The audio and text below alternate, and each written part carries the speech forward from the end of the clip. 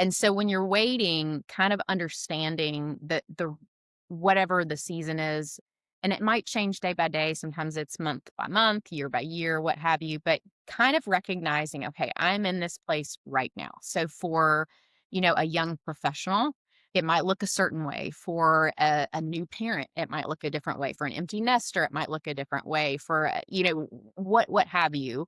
And just recognizing that this is where I'm at right now. This is my season.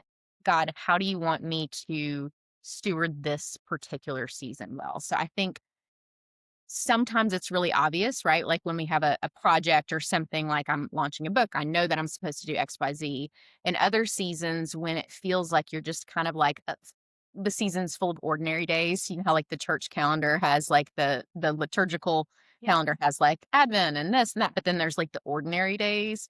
I think sometimes when we're in the ordinary days, it feels like we're not doing anything because we don't look at seasons of rest or seasons of ordinary days of, folding laundry and doing this as producing anything in us. But I think that our obedience in those seasons and just stewarding what we have is like the precursor for God pulling us out of those seasons. I mean, the whole unto whom much is given, much is required, unto whom much more is given, much more is required. So it's like whatever's in your hands in that moment, steward it well. Even if it's a very light season, if it's a light season, rest at the calm spots, just rest there. Mm, that was good. I needed that today. If nobody else needed that, that was Yeah. just for me.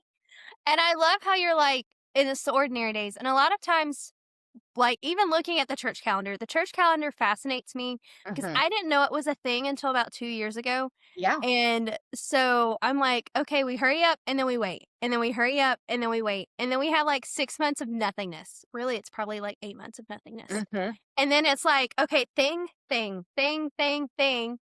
And then it's just you wait. And so in those ordinary days, my brain's like, okay, but what does the Lord want us to do in these ordinary days? Like Mhm. Advent, we're waiting for the Messiah. And then we have Christmas tide. We get to enjoy that the Messiah is here. And then we have Three Kings Day, and it's like Epiphany, yes. And Mhm. then for those people in the South, that's Mardi Gras. Yeah. You get to eat king cake until Lent. And then you have the 40 days leading up to Easter. And then you have Easter week. And then you have Easter tide until you have Pentecost. I was Yeah. like, the Holy Spirit comes. What Yeah. is the day? Then you have The Pentecost. fire. And then Yes. you got nothing until Yeah. Advent again. And so I love that how you said we needed to steward the ordinary days because sometimes those days are just doing laundry, but then that also opens you up when somebody texts and say, "Hey, can you?" or "Hey, do you wanna?" or your kids like lose their mind. And Mm. then you don't have to worry about, "Oh, I had 7 things planned for today that I have to now cancel Yeah. because my child decided to lose their mind today." But you get to be faithful in those ordinary days.